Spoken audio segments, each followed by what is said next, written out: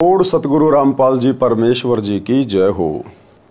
परम पिता परमात्मा सारी सृष्टि के रचनहार, कुल मालिक, असंख्य ब्रह्मांडों के स्वामी, जगत गुरु, तीनों लोकों में प्रवेश करके सबका भरण पोषण करने वाले राजाधिराज, आत्माधार, नाथों के नाथ, देवों के देव, महादेव, सर्वेश्वर, महेश्वर, मृत्युंजय, अजरो अमर, आदि अनादि, सनातनी प्रभु, जगत पिता जगदीश्वर, श्री श्री 1008 की उपाधि के वास्तविक अधिकारी, अकाल मूर्त, शब्द स्वरूपी राम, वासुदेव, सर्वगतम ब्रह्म, परम पूज्य, प्रथम पूज्य, परम संत, परम पुरुष, परम धनी, परम दयालु, सत्य कबीर, हक्का कबीर, अल्लाहु कबीर, अल्लाहु अकबर, बाखबर, अल्लाह ताला, जगत के तारणहार, जगत के मुक्तिदाता, जगत के जगन्नाथ, हारे के सहारे, हिंदुओं के राम, मुसलमानों के अल्लाह, सिखों के वाहिगुरु, ईसाइयों के मसीह, दया के सागर दया निधि, करुणा के सागर करुणा निधि, स्वयंभू परिभू, संकट मोचन, कष्ट हरण, मंगल करण, दुख भंजन, अविगत कबीर, निर्विकार निर्विषम परमात्मा, अलय अलेख सतगुरु, आदि अनादि सतगुरु, असली मर्यादा पुरुषोत्तम, असली राम, असली कृष्ण, असली घनश्याम, असली मुरारी, राजाओं के राजा, महाराजाओं के महाराजा, शहनशाहों के शहनशाह, सम्राटों के सम्राट, भगवानों के भगवान, अल्लाहों के अल्लाह, प्रभुओं के प्रभु, मसीहाओं के मसीह, सच्चे वाहिगुरु, बाबाओं के बाबा, पीरों के पीर, सेठों के सेठ, जगत सेठ, सावड़सा सेठ, सर्वगुण संपन्न, अनंत कोटि कलाओं के स्वामी, अनंत कोटि ब्रह्मांडों के नायक, योगियों में महायोगी, ध्यानियों में महाध्यानी, सिद्धों में परम सिद्ध, ज्ञानियों में तत्वज्ञानी, ब्रह्म ज्ञानी, महाज्ञानी, परम ज्ञानी, सर्वश्रेष्ठ ज्ञानी, विज्ञानी, युवा कबीर, समरथ कबीर, असमवात, अमित ओजा, सच्चे रहनुमा, करीम अल्लाह, सुभान अल्लाह, दुनिया के अंतिम पैगंबर, 8 सितंबर 1951 से गांव धनाना, जिला सोनीपत, हरियाणा, भारतवर्ष की पावन भूमि पे प्रकट रियल कल की भगवान श्री नारायण साकार हरि, श्री बाबा साहेब नूर अनंत परमात्मा, संत श्रोमणी सतगुरु रामपाल जी परमेश्वर जी के चरण कमल में साध संगति से जुड़े हुए देश विदेश से आप और हम सभी सत्संग भाई बहनों का अनंत कोटि दंडवत प्रणाम। सत्साई भाई और बहनों, दया परम पिता परमेश्वर जी की, सारी सृष्टि के सर्जनहार सतगुरु रामपाल जी भगवान की, जिनके शुभ आशीर्वाद से, विशेष आशीर्वाद से, उन्हीं के कर कमल से लिखित पवित्र पुस्तक जीने की राह के ऊपर वीडियो बनाने की श्रृंखला जारी है। इसी श्रृंखला में आज हमारा ये 25वें नंबर का वीडियो है। प्रत्येक वीडियो में गुरुदेव भगवान के आशीर्वाद से हमें भक्ति मार्ग से संबंधित बहुत सारी बातें पता चल रही हैं, जिन बातों को सुनकर समझकर हमारा आत्मविश्वास और हमारी दृढ़ता भक्ति मार्ग पर प्रकट होती जा रही है। तो भाई और बहनों, आज की वीडियो में गुरुदेव भगवान ने कुछ प्रश्नोत्तरी के माध्यम से जिज्ञासु भक्तों की शंकाओं का समाधान किया है। तो आगे बढ़ते हैं आज की वीडियो में। पवित्र पुस्तक जीने की राह, वीडियो नंबर 25 और पेज नंबर 211। गुरु बिन मोक्ष नहीं, यानी भक्ति मार्ग में, अध्यात्म में सच्चे गुरु की शरण में आए बिना, आजीवन मर्यादा में रहकर भक्ति किए बिना मोक्ष संभव नहीं हो सकता। तो किसी ने प्रश्न किया, प्रश्न, क्या गुरु के बिना भक्ति नहीं कर सकते? उत्तर दिया गुरुदेव भगवान ने, भक्ति कर सकते हैं परंतु व्यर्थ प्रयत्न रहेगा। गुरु के बिना भक्ति करना व्यर्थ प्रयत्न क्यों होता है? जिस प्रकार आपसे कोई बच्चा कहे, क्या स्कूल जाए बिना पढ़ाई नहीं हो सकती? क्या स्कूल जाए बिना कोई शिक्षित नहीं हो सकता? तो आप कहोगे शिक्षित हो सकता है परंतु व्यर्थ प्रयत्न होगा। आप घर बैठकर पढ़ाई पढ़ सकते हैं, कई भाषाओं के जानकार हो सकते हैं, परंतु स्कूल गए बिना आपको डिग्री नहीं मिलेगी, आपको सर्टिफिकेट नहीं मिलेगा, आपको सरकारी नौकरी नहीं मिलेगी। इसी प्रकार गुरु धारण किए बिना जो व्यक्ति भक्ति करते हैं वो भक्ति कर सकते हैं, जैसा दान पुण्य वो करेंगे उसका प्रतिफल अवश्य मिल जाएगा, परंतु 84 लाख योनियां और नरक का कष्ट भोगने से वो आत्मा नहीं बच सकती। इसलिए अध्यात्म में गुरु बनाना अति आवश्यक है, और वो भी सच्चा गुरु बनाना अति आवश्यक है। सच्चे गुरु के बिना भी बात नहीं बनेगी। नकली गुरुओं की भक्ति करने से भी भक्ति करना व्यर्थ प्रयत्न होगा। और वर्तमान में इस पूरे विश्व में, इस पूरी पृथ्वी पर एकमात्र सच्चा गुरु, सच्चा सतगुरु केवल सतगुरु रामपाल जी हैं। इनके अलावा चाहे आप किसी भी आचार्य, शंकराचार्य, महामंडलेश्वर या डायरेक्ट ब्रह्मा विष्णु महेश की पूजा पाठ क्यों ना करें, वो आपका व्यर्थ प्रयत्न होगा। 84 लाख योनियों में जाकर गधे, कुत्ते, सुअर बनने वाला कष्ट और नरक का कष्ट भोगने से आप जी कदापि नहीं बच सकते। इसलिए गुरु भी सच्चा चाहिए, पूर्ण गुरु चाहिए, जो सर्व धर्मशास्त्रों के आधार से आपको भक्ति प्रदान करता हो।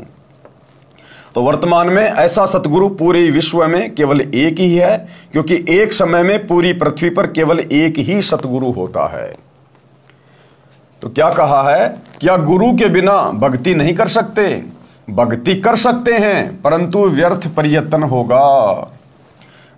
दूसरा सवाल, कारण बताइए कि व्यर्थ प्रयत्न क्यों होगा?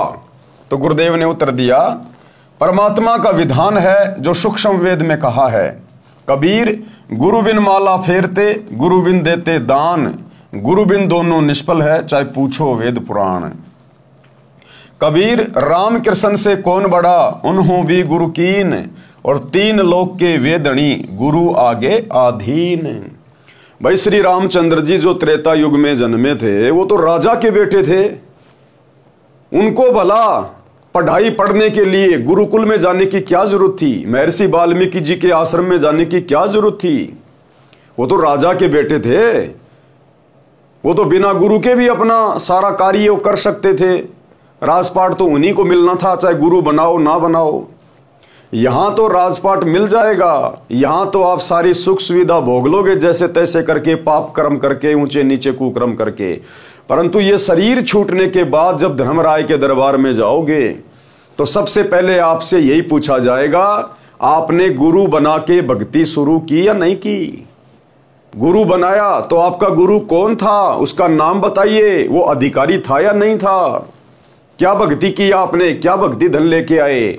वहां पे ना किसी राजा की चलती, ना किसी उद्योगपति की चलती, ना वहां पर ब्रह्मा विष्णु महेश की चलती। वहां तो जैसा जीव ने कर्म किया है उसको वैसा ही परिणाम मिलता है।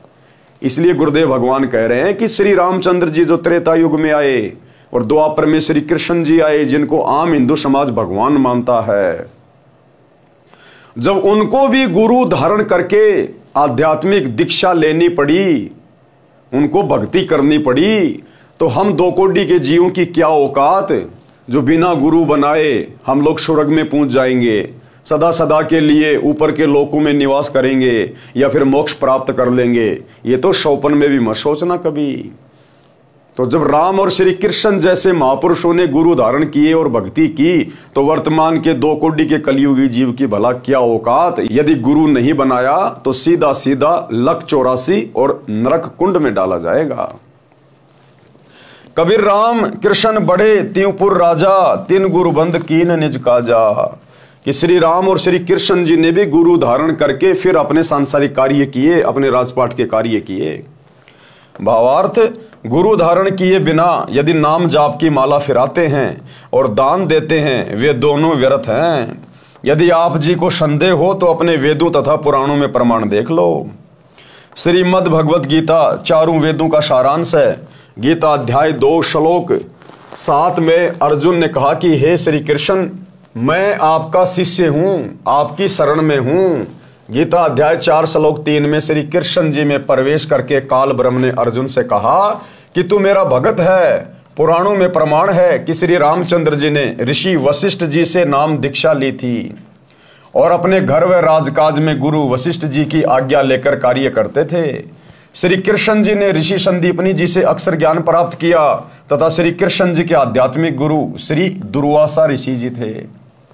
कबीर परमेश्वर जी हमें समझाना चाहते हैं कि आप जी श्री राम तथा श्री कृष्ण जी से तो किसी को बड़ा अर्थात समर्थ नहीं मानते हो। वे 3 लोक के मालिक थे, उन्होंने भी गुरु बनाकर अपनी भक्ति की, मानव जीवन सार्थक किया। इससे सहज में ज्ञान हो जाना चाहिए कि अन्य व्यक्ति यदि गुरु के बिना भक्ति करता है तो कितना सही है अर्थात व्यर्थ है। अगर श्री राम और श्री कृष्ण जी बिना गुरु बनाए भक्ति करते तो वो भी लक 84 में जाते, गधे कुत्ते सुअर की योनि भोगते।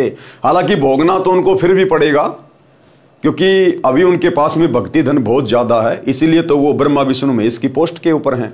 परंतु सत भक्ति उन्होंने भी नहीं की। वशिष्ठ गुरु ये सत भक्ति प्रदान करने वाले गुरु नहीं थे। दुर्वासा ऋषि सत भक्ति प्रदान करने वाले गुरु नहीं थे।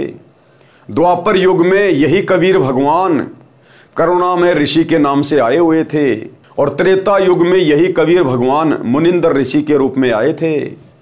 तो ना तो श्री रामचंद्र जी ने मुनिंदर जी को अपना गुरु धारण किया था, और ना द्वापर में श्री कृष्ण जी ने करुणा में ऋषि को अपना गुरु धारण किया था। इसलिए ये आत्माएं भी जब इनका भक्ति धन समाप्त होगा, उस समय ये आत्मा भी कर्म आधार से लक 84 में जाएंगी। ये भी गधे कुत्ते सुअर के जन्म प्राप्त करेंगे, और फिर नई भक्ति युक्त आत्माओं को ब्रह्मा विष्णु महेश की पोस्ट पे बैठा दिया जाएगा। ये काल का चक्कर है। गुरु के बिना देखा देखी कही सुनी भक्ति को लोकवेद के अनुसार भक्ति कहते हैं। लोकवेद का अर्थ है किसी क्षेत्र में प्रचलित भक्ति का ज्ञान जो तत्व ज्ञान के विपरीत होता है। लोकवेद के आधार से ये दास संत रामपाल दास, श्री हनुमान जी, बाबा श्याम जी, श्री राम जी, कृष्ण जी, शिव जी तथा देवी देवताओं की भक्ति करता था। यानी स्वयं के लिए कह रहे हैं गुरुदेव भगवान कि जब तक मुझे सच्चा ज्ञान नहीं था, तब तक लोकवेद के आधार से सुनी सुनाई बातों के आधार से श्री राम और श्री कृष्ण और हनुमान जी को परमात्मा मान के मैं भक्ति किया करता था।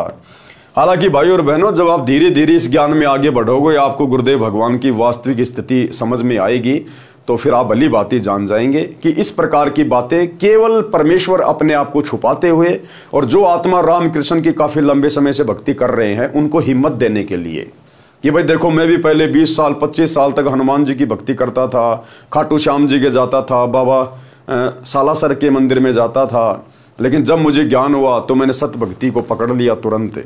तो इसी प्रकार गुरुदेव भगवान इनको किसी अन्य देवी देवताओं की भक्ति करने की आवश्यकता नहीं है। ये तो समर्थ है, इनसे ऊपर कोई देव नहीं, कोई महादेव नहीं। ये 33 करोड़ देवी देवता भी इन्हीं को आधार मान के अपनी भक्ति करते हैं। 33 कोटि अधारा ध्यावे 88 उतरे भवजल पारा कट है यम की फांसी। लेकिन यहां गुरुदेव भगवान जो भूमिका कर रहे हैं, अपने आप को छुपा कर जो ज्ञान प्रचार कर रहे हैं, उस आधार से वे हमें समझाने के लिए, हमारे को दृढ़ता देने के लिए कि आपने जितने दिन बाबा श्याम की भक्ति की, रामचंद्र जी की, श्री कृष्ण की, शिव जी की, कोई बात नहीं, वो भक्ति भी हमारे साथ में है। हमने कुछ तो सीखा ही है, कुछ तो हमने राम का नाम लिया ही है, वो भी हमारे साथ में है। वो भक्ति करते करते भी हमने जो दान पुण्य किए वो भी फल हमारे साथ में रहेगा। लेकिन अब हमने ज्ञान होने के बाद उन भक्तियों को छोड़ देना है, और जो भक्ति सतगुरु बताएगा हमने उस भक्ति को स्वीकार करना है। हनुमान जी की भक्ति में मंगलवार का व्रत, बूंदी का प्रसाद बांटना, स्वयं देसी घी का गिच चूरमा खाता था, बाबा हनुमान को डालडा वनस्पति घी से बनी बूंदी का भोग लगाता था, हरे राम हरे कृष्ण कृष्ण कृष्ण हरे हरे का मंत्र जाप करता था। किसी ने बता दिया कि ओम नाम सबसे बड़ा, इससे बड़ा ना कोई, ओम नाम का जाप करे तो शुद्ध आत्मा होई। इस कारण से ओम नाम का जाप शुरू कर दिया। ओम नमो शिवाय ये शिव का मंत्र जाप करता था। ओम भगवते वासुदेवाय नमः ये विष्णु जी का जाप करता था। तीर्थों पर जाना, दान करना, वहां स्नान करना, ये भी लोकवेद के आधार से करने जाता था। यानी वर्तमान में जिस प्रकार से आम प्राणी भक्ति से जुड़ा हुआ है, कहीं न कहीं मंदिर में, मस्जिद में, तीर्थों पे व्रत करता है, भिन्न भिन्न प्रकार के नाम जाप करता है, तो हम जीवों की स्थिति को समझाते हुए परमात्मा अपने ऊपर लेकर ये बातें कह रही हैं। एक छोटा सा सत्संग है भाई और बहनों, जिसमें परमात्मा इसी प्रकार की बातें कह रहे हैं स्वयं के ऊपर लेकर कि हम सब ऐसे ही थे। फिर बाद में गुरुदेव ने बताया हम सब का मतलब है आप लोग। गुरुदेव ने हम सब में अपने आप को शामिल नहीं किया। गुरुदेव ने कहा कि यहां पर हम सब का मतलब है आप आत्माओं के लिए है ये शब्द। गुरुदेव ने तो ऐसा बोलना पड़ता हमें समझाने के लिए, लेकिन असल में ये शब्द आप और हम आत्माओं के लिए होता है। सुनिए छोटा सा सत्संग। सतलोक के बारे में आज तक जो जानकारी हमें प्राप्त हुई है, हमें मीन आप जी को इस दास के वचनों से पहले, हमें मीन आप जी को इस दास के वचनों से पहले, हमें मीन आप जी को इस दास के वचनों से पहले। तो भाई और बहनों, जहां जहां गुरुदेव भगवान भक्ति समझाने के लिए अपने आप को शामिल करते हैं कि मैं ऐसे भक्ति करता था, ऐसे मंदिरों में जाता था, ये करता था, वो करता था, भले परमात्मा ने वो लीला की, लेकिन ये असल में उन देवी देवताओं की भक्ति नहीं करते थे। ये तो परमेश्वर है, ये तो भक्ति और मुक्ति के दाता हैं। अरे राम कृष्ण ब्रह्मा विष्णु महेश को इनकी भक्ति करने की आवश्यकता है, ना कि ये परमात्मा किसी की भक्ति करता है। तो भाई और बहनों, ये ज्ञान आधार से जैसे जैसे हम भक्ति मार्ग पे आगे बढ़ेंगे, हमें सतगुरुदेव भगवान की स्थिति समझ में आती चली जाएगी। जैसे घर में सुख होते थे तो मैं मानता था कि ये सब मेरी उपरोक्त भक्ति के कारण हो रहे हैं। जैसे कक्षा में पास होना, विवाह होना, पुत्र तथा पुत्रियों का जन्म होना, नौकरी लगना, ये सर्व सुख उपरोक्त साधना से ही मानता था। कबीर परमेश्वर जी ने सूक्ष्म वेद में कहा है, कबीर पीछे ला गया जाऊं था मैं लोक वेद के साथ, और रास्ते में सतगुरु मिले दीपक दीन्या हाथ। भावार्थ है कि साधक लोकवेद अर्थात दंत कथा के आधार से भक्ति कर रहा था, उस शास्त्र विरुद्ध साधना के मार्ग पर चल रहा था। रास्ते में अर्थात भक्ति मार्ग में एक दिन तत्वदर्शी संत मिल गए। उन्होंने शास्त्र विधि अनुसार शास्त्र प्रमाणित साधना रूपी दीपक दे दिया, अर्थात सत्य शास्त्र अनुकूल साधना का ज्ञान कराया, तो जीवन नष्ट होने से बच गया। सतगुरु द्वारा बताए तत्व ज्ञान की रोशनी में पता चला कि मैं गलत भक्ति कर रहा था। श्रीमद् भगवद गीता अध्याय 16 श्लोक 23 व 24 में कहा है कि शास्त्र विधि को त्याग कर जो साधक मनमाना आचरण करते हैं उनको न तो सुख होता है, न सिद्धि प्राप्त होती है, और न ही गति अर्थात मोक्ष की प्राप्ति होती है, अर्थात व्यर्थ साधना है। फिर गीता अध्याय 16 श्लोक 24 में कहा है कि अर्जुन, इससे तेरे लिए कर्तव्य और अकर्तव्य की व्यवस्था में शास्त्र ही प्रमाण है। क्या कहा ब्रह्म ने अर्जुन से कि अर्जुन, कौन सी भक्ति करनी चाहिए, किस भक्ति के करने से परमेश्वर की प्राप्ति होगी, मोक्ष की प्राप्ति होगी। इन बातों का निर्णय किसी की सुनाई सुनाई बातों के आधार से मत करना, लोक वेद के आधार से मत करना, किसी के पहनावे को देख के, आडंबर को देख के, किसी मंदिर मस्जिद में जाके ये सब करके नहीं देखना होता। भक्ति क्या सही है, क्या गलत है, भक्ति के आधार हैं शास्त्र, और सबसे पुरातन शास्त्र हैं चारों वेद और श्रीमद् भगवद गीता। कहते हैं इन शास्त्रों के आधार पर आपने भक्ति का निर्णय करना है कि मैं कौन सी भक्ति करूं, सही भक्ति क्या होगी, उसकी विधि क्या है। फिर जब हम इन शास्त्रों को पढ़ेंगे तो उसके बाद हमें गीता अध्याय 4 श्लोक 34 में पता चलेगा, जिसमें काल ब्रह्म गीता ज्ञान देने वाला ये भगवान ब्रह्म अर्जुन से कह रहा है कि अगर तुझे सनातन परम धाम की प्राप्ति करनी है, जहां जाने के बाद भगत कभी लौटकर इस संसार में वापस नहीं आता, गधा कुत्ता शुअर नहीं बनता, नरक का कष्ट नहीं भोगता, सदा सदा के लिए परमेश्वर के अमर लोक में चला जाता, सतलोक में चला जाता है, जहां जाने के बाद साधक की कभी मृत्यु नहीं होती, कभी बुढ़ापा नहीं आता, कोई काम नहीं करना पड़ता, सारे सुख वहां पर अखंड हैं। अगर तुझे वो लोक प्राप्त करना है, पूर्ण मोक्ष प्राप्त करना है, तो किसी तत्वदर्शी संत से जा पूछ, किसी तत्वदर्शी संत से जाके मिल, उनकी खोज कर और फिर उसको प्रसन्न कर। उसके बाद वो तत्वदर्शी महात्मा तुझे तत्व ज्ञान का उपदेश करेंगे। तो बाद में ये चारों वेद और गीता जी हमारे को तत्वदर्शी संत के भरोसे छोड़ देते हैं। यानी हमारा ज्ञान केवल यही तक का है, इन वेदों में और गीता में इससे आगे का ज्ञान नहीं है। हमारी जिम्मेदारी केवल इतनी है कि हम आपको तत्वदर्शी संत के बारे में बता दें कि भैया अब आगे का ज्ञान, पूर्ण मोक्ष का मार्ग तुझे तत्वदर्शी संत बताएगा। और तत्वदर्शी संत की भूमिका वो कबीर भगवान खुद ही निभाता है। अगर तेरे सौभाग्य से, तेरे भाग्य से अगर तुझे वो परम संत मिल जाए तो तू उस सनातन परम धाम को प्राप्त कर सकता है। तो भाइयों और बहनों, वर्तमान में वो सौभाग्य हमें सुलभ हो गया।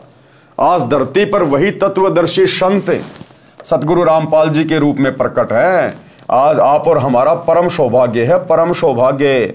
हम बड़ी आसानी से मोक्ष प्राप्त कर सकते हैं। इनके पास में कंप्लीट वे ऑफ वर्शिप है, कंप्लीट भक्ति का मार्ग है, पूर्ण मोक्ष प्राप्ति की गारंटी देते हैं, गारंटी, यदि आजीवन इनसे उपदेश लेकर इनकी मर्यादा में रहकर भक्ति करते रहे तो तो कह रहे हैं इससे तेरे लिए कर्तव्य और अकर्तव्य की व्यवस्था में शास्त्र ही प्रमाण है।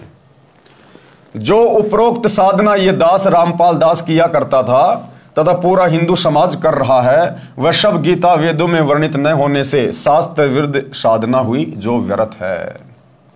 कबीर गुरु बिन काहू न पाया ज्ञाना, जो थोथा बू छड़े मूड किसाना। कबीर गुरु बिन वेद पढ़े जो प्राणी, और समझ न सार रहे अज्ञानी। इसलिए गुरुजी से वेद शास्त्रों का ज्ञान पढ़ना चाहिए, जिससे सत्य भक्ति की शास्त्र अनुकूल साधना करके मानव जीवन धन्य हो जाए। अब भाई और बहनों, यहां क्या लिख रहे हैं गुरुदेव भगवान, थोड़ा सा विचार करना। गुरुदेव कह रहे हैं इसलिए गुरुजी से वेद शास्त्रों का ज्ञान पढ़ना चाहिए। अब हम यह निर्णय कैसे करें कि सतगुरु रामपाल जी स्वयं परमात्मा है? यहां गुरुदेव ने कह दिया इसलिए गुरु जी से वेद शास्त्रों का ज्ञान पढ़ना चाहिए, जिससे सत्य भक्ति की शास्त्र अनुकूल साधना करके मानव जीवन धन्य हो। परंतु सतगुरु रामपाल जी के जो गुरु जी थे, जिनको इन्होंने गुरु धारण किया था 17 फरवरी 1988 को, और 6 साल इन्होंने भक्ति की उनकी शरण में रह के 1988 में नाम दीक्षा ली और सन 1994 में गुरु पद लेकर ये दुनिया का आत्म कल्याण करने की दिशा में आगे बढ़ने लगे। तो मात्र 6 वर्ष में सतगुरु रामपाल जी को पूरे विश्व के धर्मशास्त्रों का कैसे ज्ञान हो गया? जो ज्ञान आचार्य शंकराचार्य मंडलेश्वरों को नहीं है, विश्व में किसी भी धर्म गुरु को जो ज्ञान नहीं है अध्यात्म का, वो ज्ञान मात्र 6 वर्ष में आखिर सतगुरु रामपाल जी ने कैसे प्राप्त कर लिया? जबकि सतगुरु रामपाल जी के गुरु जी ने, स्वामी राम देवानंद जी ने कभी भी सतगुरु रामपाल जी को वेद नहीं पढ़ाए, गीता का ज्ञान नहीं दिया, पुराण नहीं पढ़ाए, क्योंकि संत रामपाल जी के गुरु जी आदरणीय राम देवानंद जी तो अनपढ़ थे, अनपढ़। वो तो संस्कृत जानते भी नहीं थे, उन्होंने तो कभी गीता वेद उठाकर भी नहीं देखे। फिर भला सतगुरु रामपाल जी ने गीता वेद कुरान पुराण कहां से पढ़े, किससे पढ़े, जो आज पूरे विश्व को शास्त्र पढ़ा रहे हैं, ज्ञान दे रहे हैं? इसलिए भाई और बहनों, यहां यह सिद्ध होता है कि सतगुरु रामपाल जी स्वयं परमात्मा हैं, परमेश्वर हैं, ये जगत गुरु हैं। और इन्होंने केवल 1951 में गांव धनाना में प्रकट होने की एक लीला की, और उसके बाद जैसे वो समय आया, पिछली पीढ़ी का भक्ति युग आया, तो परमेश्वर ने विधिवत जो कबीर सागर में 650 साल पहले धर्मदास जी के माध्यम से लिखवाया था कि 12वें पंथ हम ही चल आवें और सब पंथों को मिटाकर एक पंथ चलावें। तो 17 फरवरी 1988 को आदरणीय गरीबदास जी के 12वें पंथ में सतगुरु रामपाल जी ने आदरणीय राम देवानंद जी को अपना मुंह बोला गुरु बनाकर प्रवेश किया, और सन 1994 में अपना यथार्थ 13वां कबीर पंथ चलाया। अन्यथा सतगुरु रामपाल जी के गुरु जी तो अनपढ़ थे, उन्होंने कभी भी सतगुरु रामपाल जी को या अपने किसी भी शिष्य को वेद शास्त्र गीता कुरान पुराण नहीं पढ़ाई। फिर भला सतगुरु रामपाल जी ने कहां से पढ़ ली, जो आज पूरे विश्व को ज्ञान दे रहे हैं?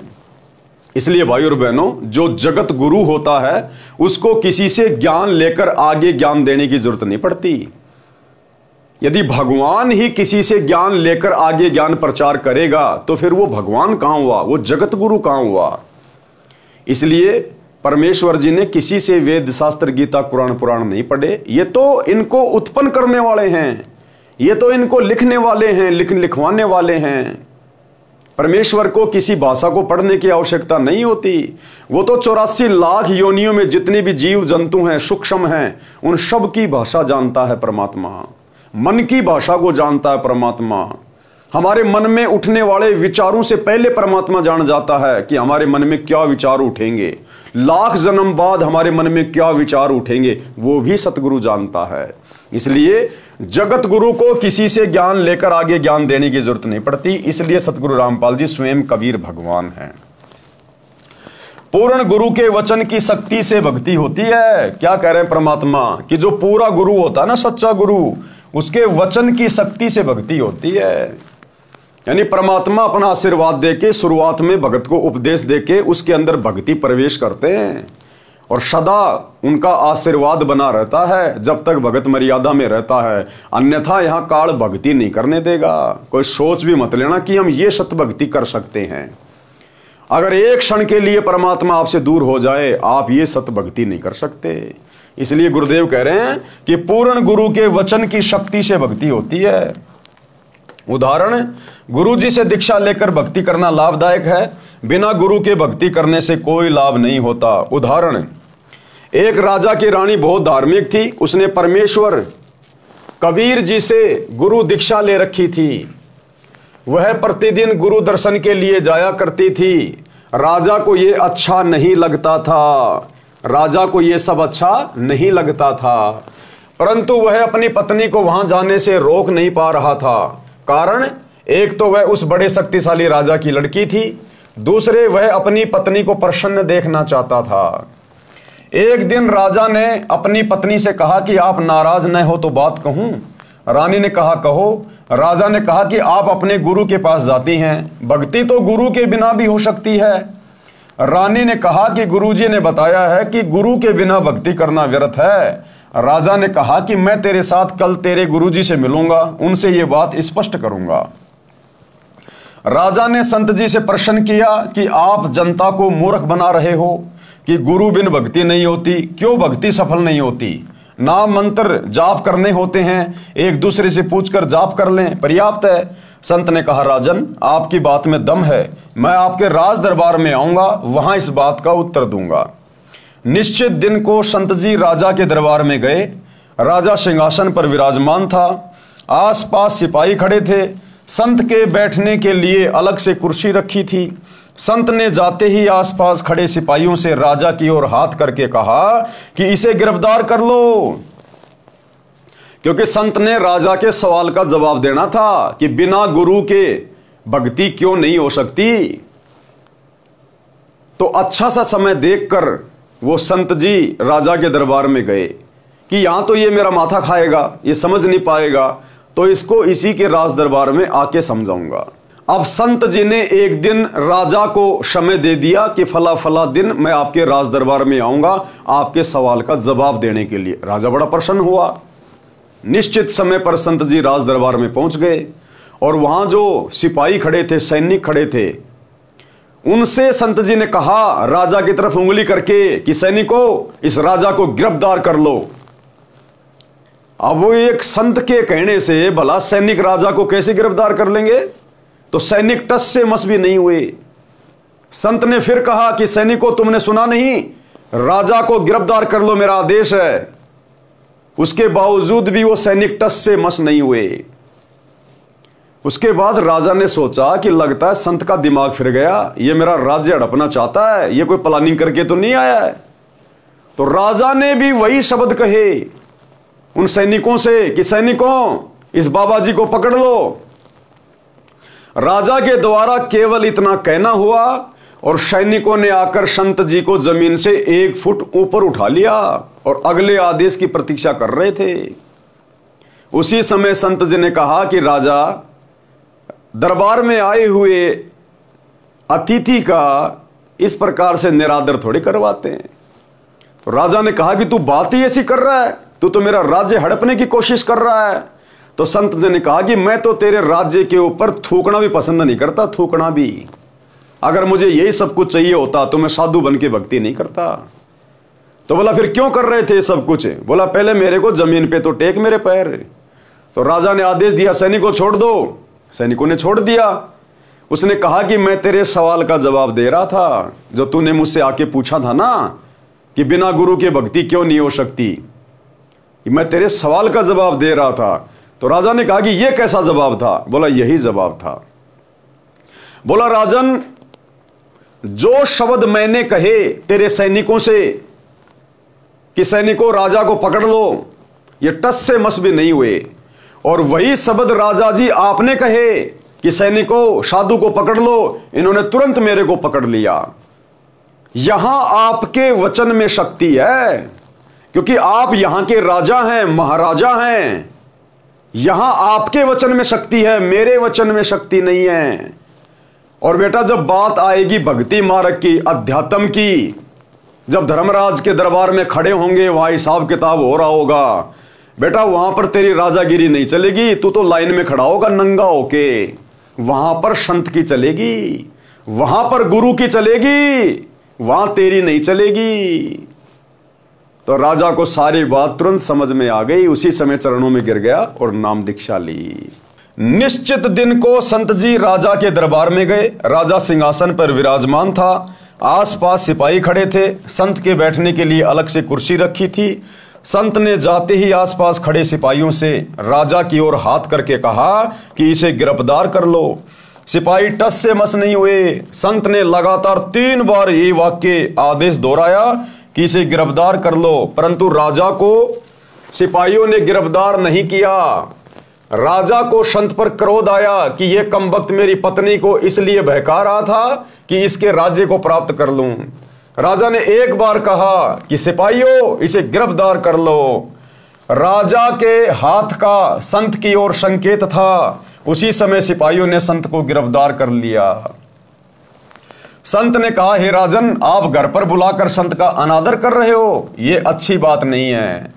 राजा ने कहा, आप ये क्या बकवास कर रहे थे, मुझे गिरफ्तार करने का आदेश दे रहे थे। संत ने कहा, मैं आपके उस प्रश्न का उत्तर दे रहा था कि गुरु से दीक्षा लेकर भक्ति करना क्यों लाभदायक है। मुझे छुड़ाओ तो मैं आपको उत्तर दूं। राजा ने सिपाहियों से कहा कि छोड़ दो। सिपाहियों ने संत को छोड़ दिया।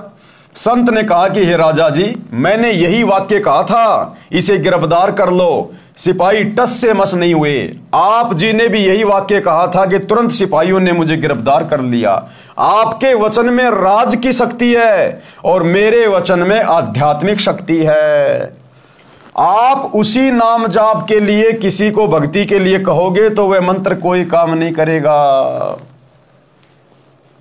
क्या कहा संत ने? क्या कहा कि आपके अंदर राज की शक्ति है। आप यदि किसी को कोई मंत्र जाप करने के लिए कहोगे या आदेश दोगे तो आपका शब्द काम नहीं करेगा, क्योंकि आप राजा हो, आप अधिकारी नहीं हो। जिस प्रकार मैं राज का अधिकारी नहीं हूं, मेरे पास में राज शक्ति नहीं है, मैं राजा नहीं हूं, इसलिए मैंने जो शब्द कहे राजपाट से संबंधित, जो राजा लोगों को शोभा देता है कि इसे पकड़ लो, इसे छोड़ दो, इसे जेल में डाल दो, मैंने वही शब्द कहे थे। तेरे सिपाहियों ने सुने भी नहीं और तूने कहे तुरंत मुझे उठा लिया, क्योंकि तेरे पास में राज की शक्ति है। ठीक इसी प्रकार मेरे पास अध्यात्म की शक्ति है। जो मंत्र मैं दूंगा, जो भक्ति करने का मैं आदेश दूंगा, यदि उस प्रकार से भक्ति की जाएगी तो उस भक्ति की शक्ति से मोक्ष प्राप्त करोगे, 84 लाख योनियों से छूट जाओगे, नरक में गिरकर महाकष्ट भोगने से बचोगे। तो राजा को धीरे धीरे सारी बात समझ में आई। आप उसी नाम जाप के लिए किसी को भक्ति के लिए कहोगे तो वह मंत्र कोई काम नहीं करेगा। मैं वही नाम जाप करने को कहूंगा, वह तुरंत प्रभाव से क्रियावान होगा। इसलिए पूर्ण संत से दीक्षा लेने से साधक में तुरंत आध्यात्मिक प्रक्रिया शुरू हो जाती है।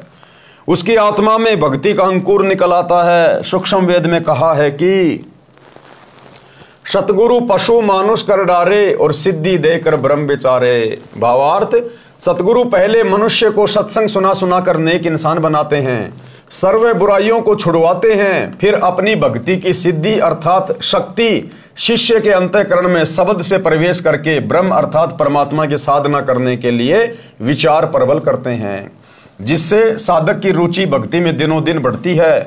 फिर वह देवता बन जाता है। कबीर जी ने कहा है कि कबीर बलिहारी गुरु अपना, घड़ी घड़ी 100 बार, और मानुष से देवता किया करत न लाई बार। इसलिए कहा है कि कबीर गुरु बिन माला फेरते, गुरु बिन देते दान, गुरु बिन दोनों निष्फल है, चाहे पूछो वेद पुराण। योग यज्ञ तप दान करावे और गुरु विमुख फल कभी नहीं पावे। भावार्थ, गुरु बिन नाम जाप की माला फिराते हैं या दान देते हैं, वह व्यर्थ है। ये वेदों तथा पुराणों में भी प्रमाण है। फिर अंतिम चौपाई का भावार्थ है कि यदि दीक्षा लेकर फिर गुरु को छोड़कर उन्हीं मंत्रों का जाप करता रहे तथा यज्ञ हवन दान भी करता रहे, वह भी व्यर्थ है, उसको कोई लाभ नहीं होगा। कबीर ताते सतगुरु शरणा लीजे, कपट भाव सब दूर करीजे। अन्य प्रमाण, कबीर गर्भ योगेश्वर गुरु बिना करते हरि की सेव, कहे कबीर बैकुंठ से फेर दिया सुखदेव। राजा जनक गुरु किया, फिर कीनी हर की सेव, कहे कबीर बैकुंठ में चले गए सुखदेव। सुखदेव ऋषि भी ऐसे ही बिना गुरु धारण किए मनमानी भक्ति करता था, और जब वो स्वर्ग में विष्णु जी के लोक में रहने के लिए गया तो वहां से उसको वापस निकाल दिया कि तूने तो कोई अधिकारी गुरु धारण ही नहीं कर रखा, बिना गुरु के तुझे यहां नहीं रहने दिया जा सकता। ये तो तू केवल तेरे पिछले जन्मों की भक्ति की शक्ति के कारण, तेरी जो बैटरी चार्ज है उस कारण से तू अफलातून बन के घूम रहा है। अगर तूने अधिकारी गुरु को धारण करके भक्ति नहीं करी तो अगला जन्म तेरा लक 84 में है। भावार्थ, ऋषि वेदव्यास जी के पुत्र सुखदेव जी अपने पूर्व जन्म की भक्ति की शक्ति से उड़कर स्वर्ग में चले जाते थे। एक दिन वे श्री विष्णु जी के लोक में बने स्वर्ग में प्रवेश करने लगे। वहां के कर्मचारियों ने ऋषि सुखदेव जी से स्वर्ग द्वार पर पूछा कि ऋषि जी अपने पूज्य गुरु जी का नाम बताओ। सुखदेव जी ने कहा कि गुरु की क्या आवश्यकता है, अन्य गुरु धारण करके यहां आए हैं, मेरे में स्वयं इतनी शक्ति है कि मैं बिना गुरु के आ गया हूं। द्वारपालों ने बताया, ऋषि जी ये आपकी पूर्व जन्म में संग्रह की हुई भक्ति की शक्ति है, यदि फिर से गुरु धारण करके भक्ति नहीं करोगे तो पूर्व की भक्ति कुछ ही दिन चलेगी, आपका मानव जीवन नष्ट हो जाएगा। जैसे गुरुदेव भगवान ने उदाहरण दिया कि आपने पिछली साल बहुत ज्यादा मेहनत करी और आपने गेहूं का बीज बोया खेत में और आपने 20 क्विंटल गेहूं तैयार कर लिया, अपने घर पे लाके आपने पटक दिए और आप मजे से खा रहे हो सह परिवार। अब की बार आप जी गेहूं की फसल बीज नहीं रहे और आप कह रहे हो नहीं नहीं मेरे घर में किस चीज की कमी है, मेरे पे तो खूब अनाज पड़ा हुआ है, मैं तो ठाट बाट से खाऊंगा। अरे भैया, वर्तमान में जो अनाज आप खा रहे हो ना, ये तो आपने पिछली बार गेहूं बोकर मेहनत करके अर्जित किए थे, जो अब आप आराम से परिवार के साथ में खा रहे हो। अगर अब की बार फिर से गेहूं की फसल नहीं की तो अगले साल क्या खाओगे? पिछले जन्म की कमाई, पिछले साल की कमाई तो अब की बार खा रहा है, और अब की बार भक्ति नहीं करी तो अगली बार क्या खाओगे? पूरा परिवार भूखा मरेगा। तो विष्णु जी के द्वारपालों ने श्री सुखदेव जी से कहा कि ऋषि जी, आप जो स्वर्ग में उड़ के आ जाते हो पृथ्वी लोक से, यह आपके पिछले जन्म की भक्ति की शक्ति है। अगर वर्तमान में भक्ति नहीं करोगे सच्चा गुरु धारण करके, अधिकारी गुरु धारण करके, तो बैटरी डिस्चार्ज हो जाएगी और अगले जन्म में गधे बन के घूमोगे, गधे बन के। एक और उदाहरण दिया गुरुदेव ने। उदाहरण के लिए, वर्तमान में इन्वर्टर की बैटरी को चार्जर लगाकर चार्ज कर रखा है, यदि चार्जर हटा दिया जाए तो भी इन्वर्टर अपना कार्य करता रहेगा, क्योंकि उसमें ऊर्जा संग्रह हो चुकी है। कुछ समय पश्चात वह सर्व कार्य करना छोड़ देता है, न ट्यूब जलेगी न पंखा चलेगा, उसको फिर से चार्ज करना अनिवार्य है। उसके लिए चार्जर चाहिए। चार्जर गुरु जानो, बिजली परमेश्वर जानो। ऋषि सुखदेव में अपनी सिद्धि का अभिमान था, वह नहीं माना। बात भगवान विष्णु जी तक पहुंच गई। श्री विष्णु जी ने भी यह बात कही कि ऋषि जी पहले आप गुरु बनाओ फिर यहां आओ। सुखदेव जी ने कहा, भगवान पृथ्वी लोक पर मेरे समान कोई नहीं है, न कोई ढंग का गुरु है, कृपया आप ही बताइए कि मैं किसको गुरु बनाऊं। श्री विष्णु जी ने बताया कि आप राजा जनक को गुरु बनाओ। ये कहकर श्री विष्णु जी अपने महल में चले गए। सुखदेव ऋषि वापस पृथ्वी पर आए, राजा जनक से दीक्षा लेकर उनके बताए भक्ति मंत्रों का जाप किया, तब ऋषि सुखदेव जी को स्वर्ग में रहने दिया। इसलिए गुरु बनाकर भक्ति करने से सफलता संभव है, बिना गुरु भक्ति दान आदि आदि करना व्यर्थ है। अरे सुखदेव ऋषि, जिसने द्वापर युग में स्वर्ग से आकर और पांडवों के अंतिम वंशज राजा परीक्षित को कथा सुनाई और उनकी आत्मा को विमान में बैठा के स्वर्ग में ले गया, बैकुंठ में लेकर गया, उस सुखदेव ऋषि को भी जब तक उसने अधिकारी गुरु धारण नहीं किया तब तक विष्णु जी ने अपने लोक में प्रवेश नहीं करने दिया। फिर आप और हमारे जैसे आम 2 कोटि के जीवों की क्या औकात? यदि हमने शत भक्ति नहीं करी तो हमें मोक्ष प्राप्त हो जाएगा, सीधे 84 में ठोके जाएंगे, सीधे नरक में। गुरु पूरा हो, झूठे गुरु से कोई लाभ नहीं होता। प्रश्न किया, पूरे गुरु की क्या पहचान है? हम तो जिस भी संत से ज्ञान सुनते हैं वह पूर्ण सतगुरु ही लगता है। तो गुरुदेव ने उत्तर दिया, सूक्ष्म वेद में गुरु के लक्षण बताए हैं। क्या लक्षण? गरीब सतगुरु के लक्षण कहूं, मधुरे बैन विनोद, 4 वेद 6 शास्त्र कहे 18 बोध। संत गरीबदास जी गांव छुडानी जिला झज्जर हरियाणा वाले को परमेश्वर कबीर जी मिले थे। उनकी आत्मा को ऊपर अपने सतलोक में सनातन परम धाम में लेकर गए थे। ऊपर के सर्व लोकों का अवलोकन कराकर वापस पृथ्वी पर छोड़ा था। उनको संपूर्ण अध्यात्म ज्ञान बताया था। उनका ज्ञान योग परमेश्वर कबीर जी ने खोल रखा था। उसके आधार से संत गरीबदास जी ने गुरु की पहचान बताई है कि जो सच्चा गुरु अर्थात सतगुरु होगा वह ऐसा ज्ञान बताता है कि उसके वचन आत्मा को आनंदित कर देते हैं, बहुत मधुर लगते हैं, क्योंकि वे सत्य पर आधारित होते हैं। भाइयों और बहनों, जब आप सतगुरु रामपाल जी के मुख कमल से इनके सत्संग सुनना शुरू करोगे, उसके बाद आपकी आत्मा में जो असीम शांति, जो असीम आनंद उत्पन्न होगा, उसकी कोई सीमा नहीं होगी, कोई भी सीमा।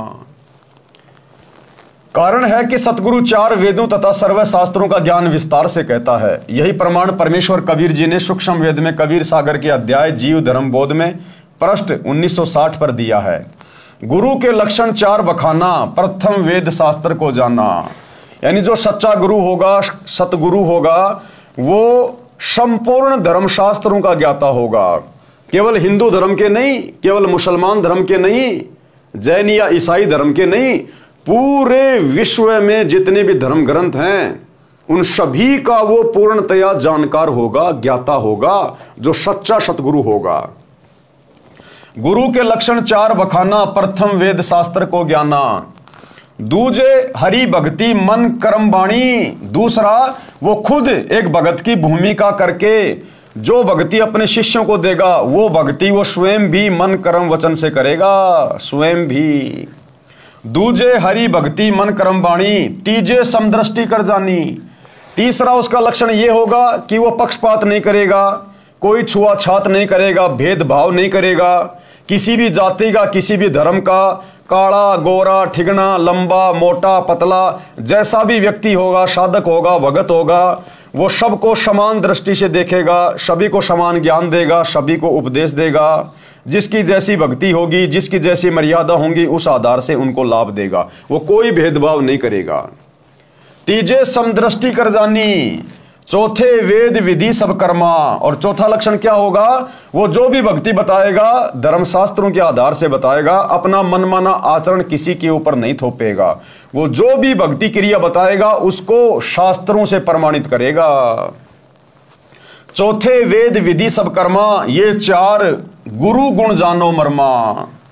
सरलार्थ कबीर परमेश्वर जी ने कहा है कि जो सच्चा गुरु होगा उसके 4 मुख्य लक्षण होते हैं। नंबर 1, सब वेद तथा शास्त्रों को वह ठीक से जानता है। नंबर 2, दूसरे वह स्वयं भी भक्ति मन कर्म वचन से करता है, अर्थात उसकी कथनी और करनी में कोई अंतर नहीं होता। नंबर 3, तीसरा लक्षण यह है कि वह सर्व अनुयायियों से समान व्यवहार करता है, भेदभाव नहीं रखता। चौथा लक्षण यह है कि वह सर्व भक्ति कर्म वेदों, 4 वेद जो सभी जानते हैं, ऋग्वेद, यजुर्वेद, सामवेद, अथर्ववेद तथा 5वां वेद सूक्ष्म वेद है, इन सर्व वेदों के अनुसार करता और करवाता है।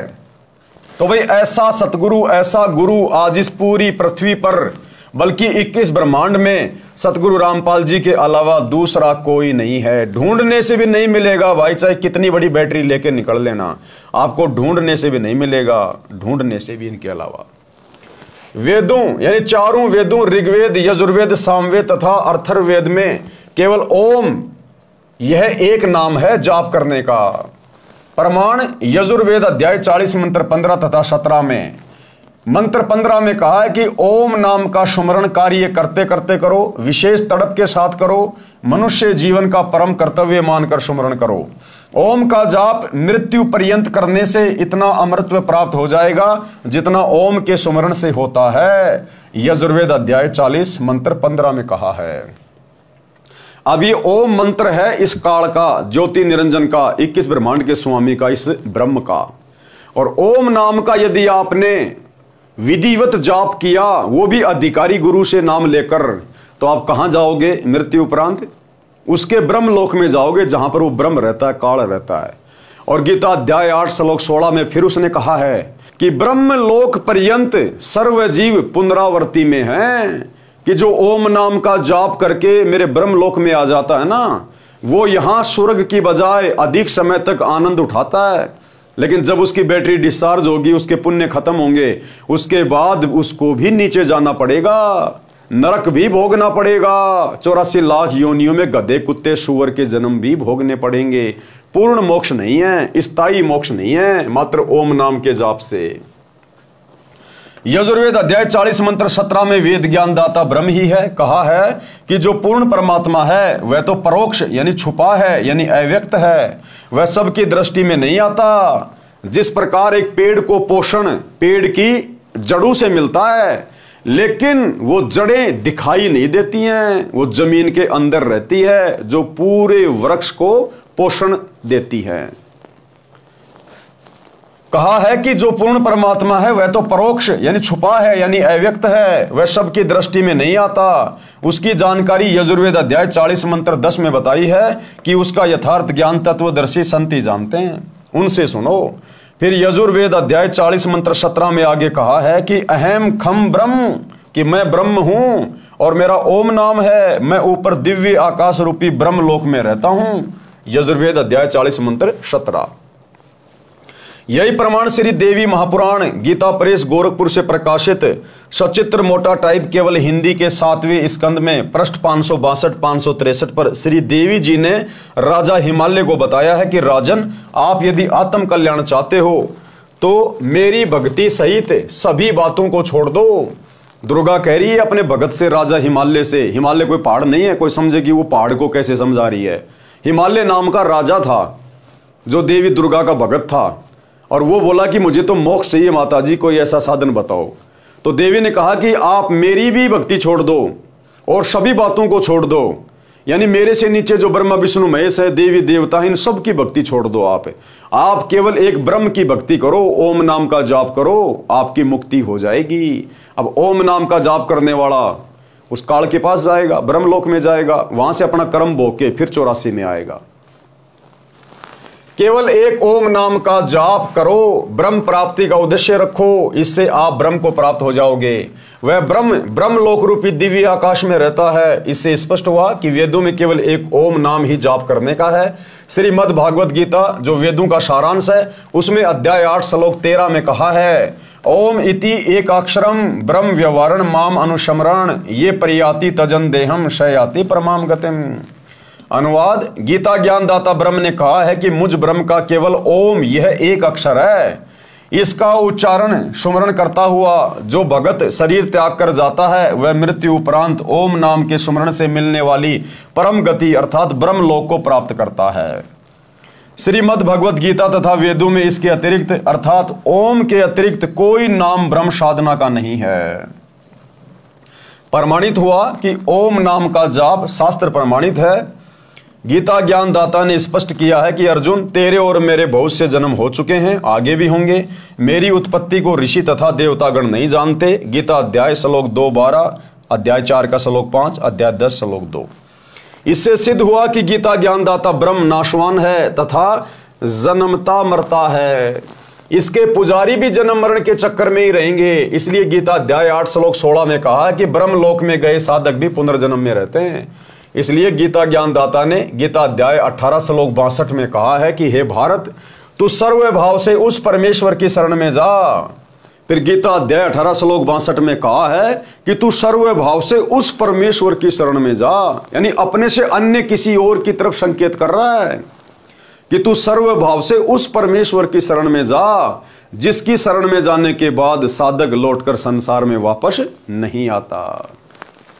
इसलिए गीता ज्ञानदाता ने यानी ब्रह्म ने गीता अध्याय 18 श्लोक 62 में कहा है कि हे भारत, तू सर्वभाव से उस परमेश्वर की शरण में जा, उस परमेश्वर की कृपा से ही तू परम शांति तथा सनातन परम धाम अर्थात सत्य लोक को प्राप्त होगा। तो यहां पर भाइयों और बहनों बहुत ही विचारणीय विषय है। लोग गीता ज्ञानदाता चाहे श्री कृष्ण को मानते हैं, चाहे श्री विष्णु जी को मानते हैं, चाहे इस काल को मानते हैं। वैसे तो गुरुदेव ने स्पष्ट कर दिया कि इस ब्रह्म ने यानी काल ने श्री कृष्ण जी में भूत की तरह प्रवेश करके पूरा गीता का ज्ञान बोला। लेकिन चलो कोई बात नहीं, जो व्यक्ति कहता कि श्री कृष्ण जी ने गीता का ज्ञान दिया है और श्री कृष्ण जी की भक्ति कर रहा है, तो गीता अध्याय 18 श्लोक 62 उन भाई बहनों को विचार करना चाहिए। तुम्हारा श्री कृष्ण भगवान हाथ खड़े कर रहा है कि अर्जुन, पूर्ण मोक्ष प्राप्त करवाना मेरे बस की बात नहीं है, तू उस परमेश्वर की शरण में जा। यानी अपने से अन्य किसी और की शरण में जाने के लिए कह रहा है। तो श्री कृष्ण जी कहां पे परमात्मा हुआ, कहां पूर्ण भगवान हुआ, जो अपने से अन्य किसी और की शरण में जाने को अर्जुन को कह रहा है कि अगर तुझे परम धाम चाहिए, सतलोक जाना है, पूर्ण मोक्ष प्राप्त करना है, तो तू सर्वभाव से उस परमेश्वर की शरण में जा। यदि कोई मानता है कि श्री विष्णु जी ने गीता का ज्ञान दिया है, तो भैया गीता अध्याय 18 श्लोक 62 में आपके विष्णु ने भी हाथ खड़े कर दिए कि तू सर्वभाव से उस परमेश्वर की शरण में जा। और गीता ज्ञान देने वाला ये काल है, ये ब्रह्म है, और ये वैसे ही हाथ खड़े कर रहा है कि तू उस परमेश्वर की शरण में जा। हे भारत, तू सर्वभाव से उस परमेश्वर की शरण में जा। उस परमेश्वर की कृपा से ही तू परम शांति तथा सनातन परम धाम अर्थात सतलोक को प्राप्त होगा। तो भैया वो परमेश्वर, वो परमात्मा, ये सतगुरु रामपाल जी भगवान हैं, जो आज हमें उस परम धाम में ले जाने के लिए अपनी सत भक्ति देने के लिए आए हैं। तो ये है वो परमेश्वर जिसके विषय में ब्रह्म कह रहा है। फिर गीता अध्याय 15 श्लोक 4 में गीता ज्ञानदाता ने कहा है कि जब तत्वदर्शी संत से तत्व ज्ञान प्राप्त हो जाए, उसके बताए अनुसार साधना करके उसके पश्चात परमेश्वर के उस परम पद की खोज करनी चाहिए, जहां जाने के पश्चात साधक फिर लौटकर संसार में कभी नहीं आते। केवल उस परमेश्वर की पूजा करो। गीता अध्याय 7 श्लोक 29 में गीता ज्ञानदाता ने कहा है, जरा मरण मोक्षाय माम आश्रित यतंती ये तत् ब्रह्म विदु कर्तशनम अध्यात्म कर्म च अखिलम। भावार्थ, गीता ज्ञानदाता ने बताया है कि जो मेरे बताए ज्ञान पर आश्रित होकर अर्थात मेरे कहे अनुसार तत्वदर्शी संतों से तत्व ज्ञान जान लेते हैं, जो जरा अर्थात व्यर्धावस्था तथा मृत्यु के कष्ट से मोक्ष प्राप्त करने के लिए प्रयत्न करते हैं, संसार की किसी कीमती वस्तु की इच्छा भक्ति के प्रतिफल में नहीं करते हैं, वे तत् ब्रह्म विदु उस ब्रह्म को, संपूर्ण अध्यात्म को और सर्व कर्मों को जानते हैं। इसीलिए तो गुरु जी कहते हैं कि जब लग भक्ति सह कामना तब लग निष्फल सेव, कहे कबीर वे क्यों मिले निष्कामी निज देव। कि आप मेरी भक्ति भी कर रहे हो, उपदेश भी ले लिया, और आपके अंदर सांसारिक इच्छाएं उमड़ उमड़ के जागृत हो रही हैं कि गुरुजी एक प्लाट बन जाए, गुरुजी बेटा नौकरी लग जाए, गुरुजी छोरा इंटरव्यू में पास हो जाए, गुरुजी मेरे पोता हो जाए, मेरे दोहती हो जाए, दोहता हो जाए। तो गुरुजी कह रहे हैं जब तक भक्ति सह कामना, यानी भक्ति भी कर रहे हो और मन में तुम्हारे कामना भी है, इच्छा भी है इस काल के लोक की, यहां की वस्तुओं की, तब लग निष्फल से, तब तक तुम्हारी भक्ति बेकार है। और कहे कबीर वे क्यों मिले निष्कामी निज देव, वो तो निष्काम भक्ति से प्राप्त होता है। तो काल भी यही बोल रहा है कि जब वो तत्वदर्शी संत आपको प्राप्त हो जाए, उसकी भक्ति मिल जाए, उसके बाद संसार की किसी कीमती वस्तु की इच्छा भक्ति के प्रतिफल में जो नहीं करते हैं, और जो केवल बुढ़ापे के और मृत्यु के कष्ट से बचने के लिए भक्ति करते हैं कि भगवान दोबारा से कभी ये मनुष्य जन्म ना मिले, 84 में ना जाएं, हमें तो मोक्ष प्रदान कर दो, कहते हैं वही आत्माएं भक्ति कर पाएंगी, वही आत्माएं मोक्ष प्राप्त कर पाएंगी। अर्जुन ने गीता अध्याय 8 श्लोक 1 में पूछा कि तत्ब्रह्म क्या है। इसका उत्तर गीता ज्ञानदाता ने गीता अध्याय 8 के श्लोक 3 में दिया है। कहा है कि वह परम अक्षर ब्रह्म है। कौन? परम अक्षर ब्रह्म, सतलोक का राजा, ये कबीर भगवान। गीता अध्याय 8 श्लोक 5 तथा 7 में तो गीता ज्ञानदाता ने अपनी भक्ति करने को कहा है और विश्वास दिलाया है कि मेरी भक्ति से मुझे प्राप्त होगा, मेरी भक्ति से जन्म मरण कर्म चक्कर बना रहेगा, युद्ध भी करना पड़ेगा, परम शांति नहीं हो सकती। कौन कह रहा है? काल कह रहा है। फिर गीता ज्ञानदाता ने तुरंत गीता अध्याय 8 श्लोक 8, 9, 10 में कहा है कि तत् ब्रह्म अर्थात परम अक्षर ब्रह्म की भक्ति करने वाला उस सच्चिदानंद घन ब्रह्म अर्थात मेरे से दूसरे दिव्य परमेश्वर को प्राप्त होगा। इसी प्रकार परम अक्षर ब्रह्म की महिमा गीता अध्याय 15 श्लोक 17 में बताई है। गीता अध्याय 15 श्लोक 16 में 2 पुरुष बताए हैं। एक क्षर पुरुष, ये गीता ज्ञानदाता है जिसका 21 ब्रह्मांड का क्षेत्र है, ये गीता ज्ञानदाता ब्रह्म है। दूसरा अक्षर पुरुष बताया है जिसका 7 संग ब्रह्मांड का क्षेत्र है। ये दोनों नाशवान बताए हैं अर्थात इनकी भी जन्म और मृत्यु होती है, इनके लोकों में सर्व जीव भी नाशवान बताए हैं। गीता अध्याय 15 श्लोक 17 में बताया है कि उत्तम पुरुष है तू अन्य, यानी इन दोनों से उत्तम भगवान तो कोई अन्य ही है। उत्तम पुरुष है तू अन्य परमात्मा इति उदाहरत है, जिसको परमात्मा कहते हैं, भगवान कहते हैं। ये लोक त्रिरम अवश्य विवर्ती अवय ईश्वर। अनुवाद, उत्तम पुरुष यानी पुरुषोत्तम अर्थात परम अक्षर ब्रह्म तो ऊपर वर्णित क्षर पुरुष तथा अक्षर पुरुष से अन्य है, जो परमात्मा कहा जाता है, जो तीनों लोकों में यानी क्षर पुरुष के 21 ब्रह्मांडों के क्षेत्र वाला लोक, और दूसरा अक्षर पुरुष के 7 संख ब्रह्मांडों वाला लोक, और तीसरा ऊपर के 4 लोक, शतलोक, अलख लोक, अगम लोक तथा अनामी लोक। इस प्रकार बने तीनों लोकों में प्रवेश करके सबका धारण पोषण करता है, वह वास्तव में अविनाशी परमेश्वर है। गीता अध्याय 17 श्लोक 23 में इस परम अक्षर ब्रह्म की प्राप्ति के मंत्र बताए हैं। ओम तत् सत इति निर्देश ब्रह्मण त्रिविध समर्थ, यानी उस पूर्ण परमात्मा की प्राप्ति के सुमरण करने के ये 3 मंत्र हैं, ओम, तत् और सत।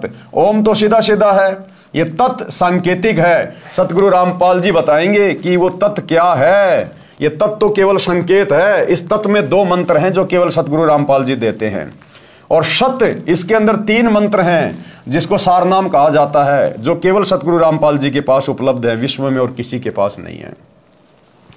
ओम तत् सत इति निर्देश ब्रह्मण त्रिविध समर्थ, ब्राह्मणा तेन वेदा यज्ञा च विहिता पुरा। ब्रह्मण सच्चिदानंद घन ब्रह्म अर्थात परम अक्षर ब्रह्म की भक्ति की साधना के अर्थात परमेश्वर के उस परम पद को प्राप्त करने के मंत्र बताए हैं, जहां जाने के पश्चात भगत फिर लौटकर संसार में कभी नहीं आते, जहां परम शांति को प्राप्त होते हैं, जो सनातन परम धाम है। ओम ये ब्रह्म अर्थात क्षर पुरुष का मंत्र है जो प्रत्यक्ष है। दूसरा है तत्, ये अक्षर पुरुष का जाप मंत्र है, ये मंत्र सांकेतिक है। वास्तविक मंत्र सूक्ष्म वेद में बताया है, ये मंत्र दीक्षा के समय दीक्षार्थी को सार्वजनिक किया जाता है, अन्य को नहीं बताया जाता। और तीसरा है सत्य, यह परम अक्षर पुरुष की साधना का मंत्र है, यह भी सांकेतिक है, दीक्षार्थी को दीक्षा के समय बताया जाता है। यथार्थ मंत्र सूक्ष्म वेद में लिखा है, यही प्रमाण सामवेद के मंत्र संख्या 822 में भी है कि 3 नाम के जाप से पूर्ण मोक्ष प्राप्त होता है।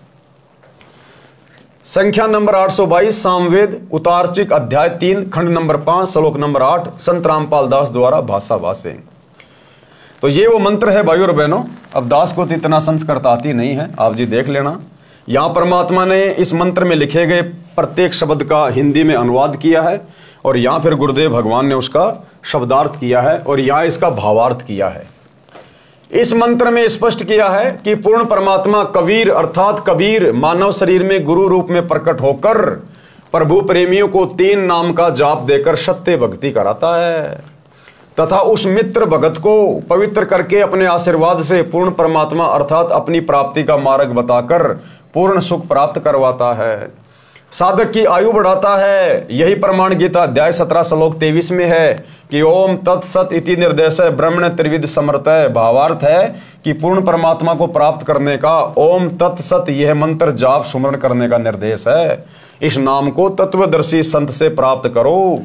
तत्वदर्शी संत के विषय में गीता अध्याय 4 श्लोक नंबर 34 में कहा है, तथा गीता अध्याय नंबर 15 श्लोक नंबर 1 व 4 में तत्वदर्शी संत की पहचान बताई, तथा कहा है कि तत्वदर्शी संत से तत्व ज्ञान जानकर उसके पश्चात उस परम पद परमेश्वर की खोज करनी चाहिए, जहां जाने के पश्चात साधक लौटकर संसार में नहीं आते, अर्थात पूर्ण मुक्त हो जाते हैं। उसी पूर्ण परमात्मा से संसार की रचना हुई है।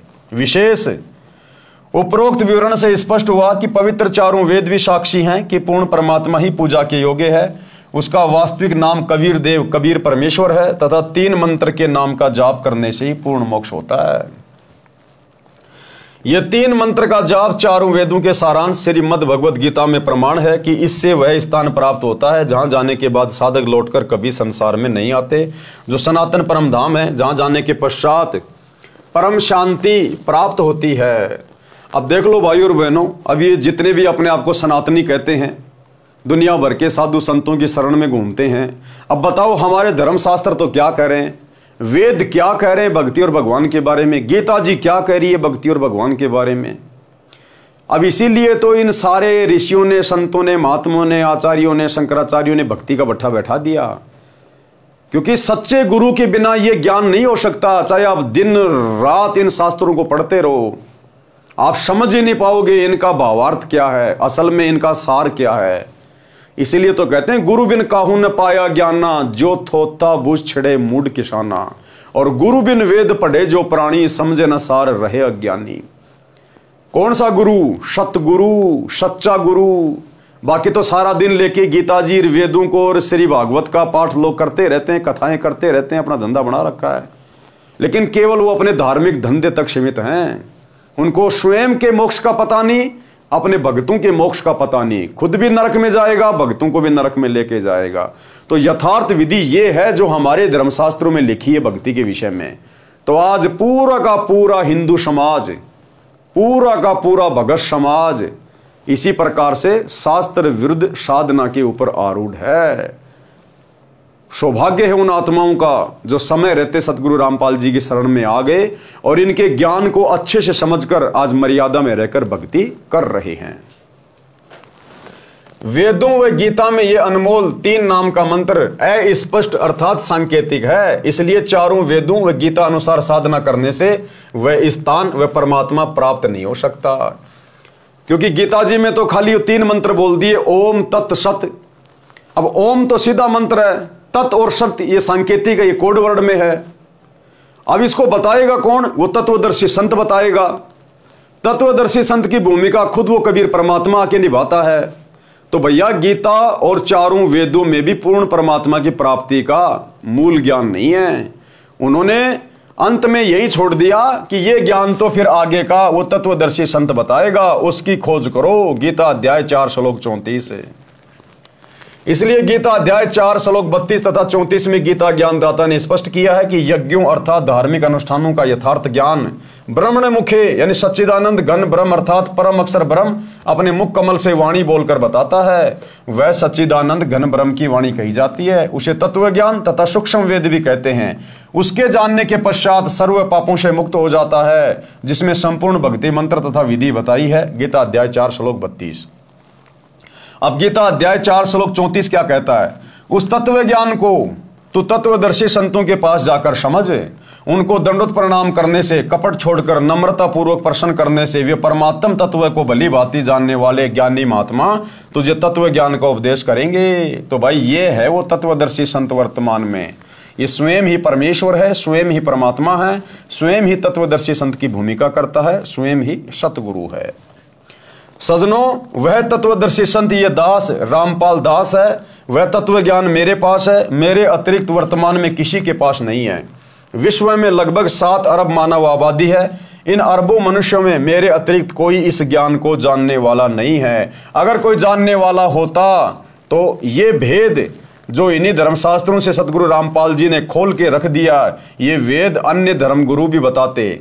लेकिन कोई भी धर्मगुरु और उसका ज्ञान हमारे चारों वेदों से मेल नहीं खाता, गीता जी से मेल नहीं खाता।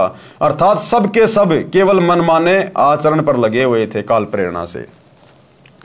गीता अध्याय 7 श्लोक 12 से 15 तक तो गीता ज्ञानदाता ने तीनों गुणों रजगुण ब्रह्मा जी, सतगुण विष्णु जी तथा तमगुण शिव जी की भक्ति करने वाले साधकों को राक्षस स्वभाव को धारण किए हुए मनुष्यों में नीच दूषित कर्म करने वाले मूर्ख मेरी भक्ति भी नहीं करते।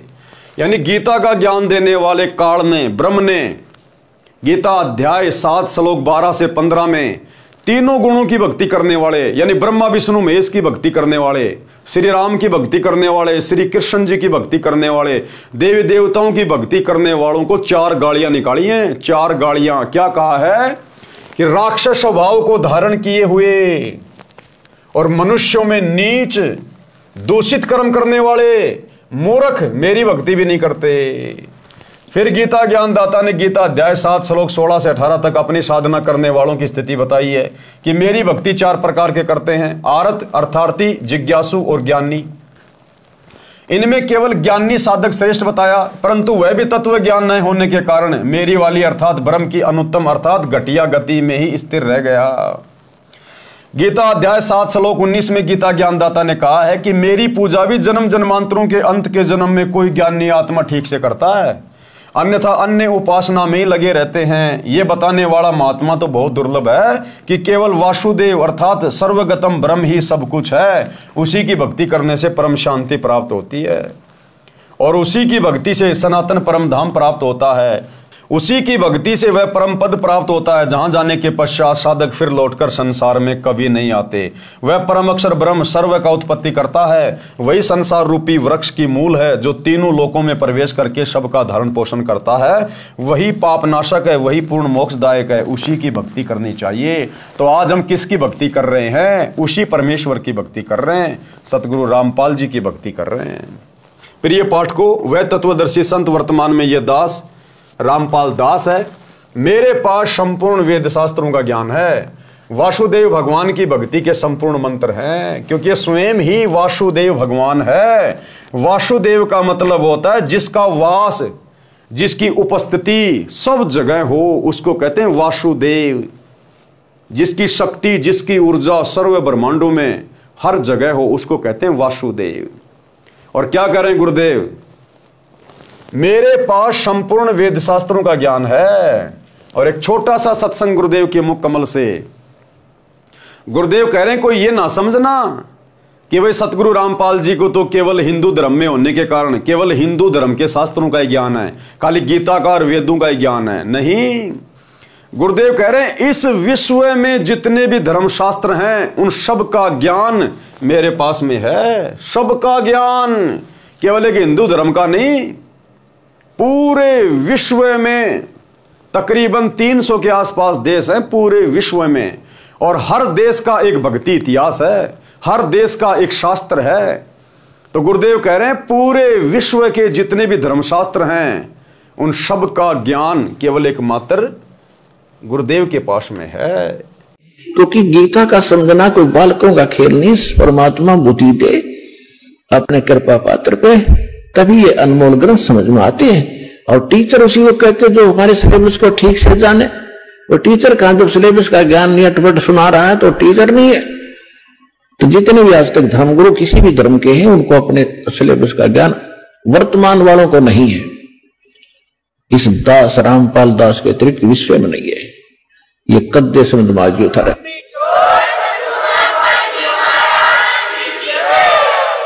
और दास को पूरे विश्व के जितने ग्रंथ है सबका जानकारी है, एक की नहीं। क्योंकि हमारा जन्म तो हिंदू धर्म में हुआ। केवल हिंदू धर्म के शब्द ग्रंथ नहीं, पूरे विश्व के जितने भी धर्म ग्रंथ हैं सबकी जानकारी दास को दी है कबीर भगवान ने, उस परमात्मा ने।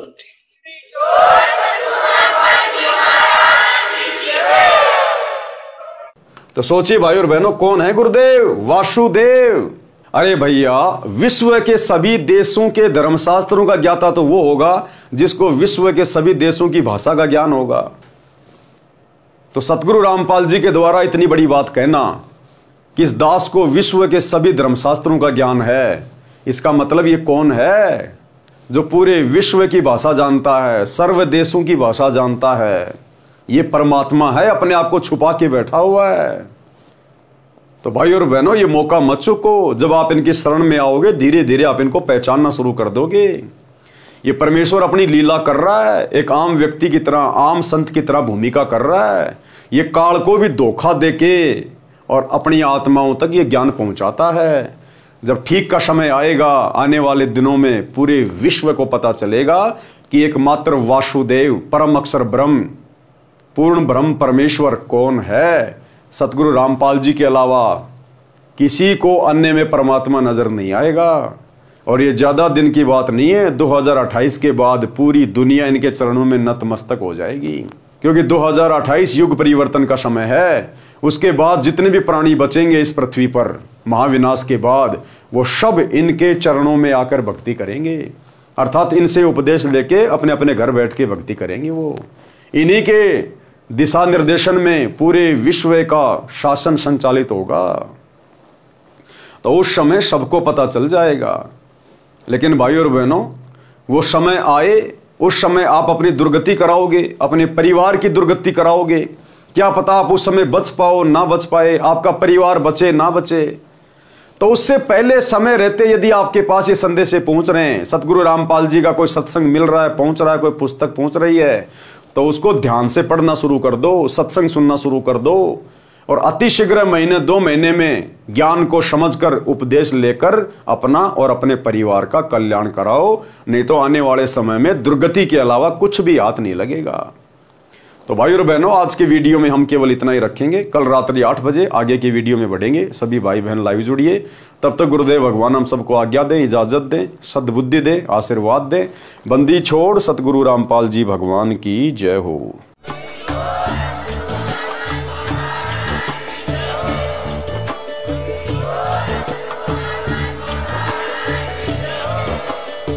भाई जो गुरु बचन पे डट गे, कट गे फंद 84 के, कट गे फंद 84 के, कट गे फंद 84 के। भाई जो गुरु बचन पे डट गे, कट गे फंद 84 के, कट गे फंद 84 के, कट गे फंद 84 के।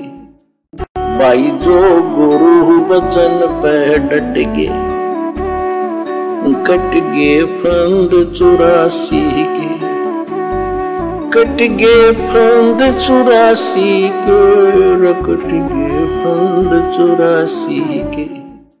भाई जो गुरु बचन पे डट गे, कट गे फंद 84 के, कट गे फंद 84 के, कट गे फंद 84 के।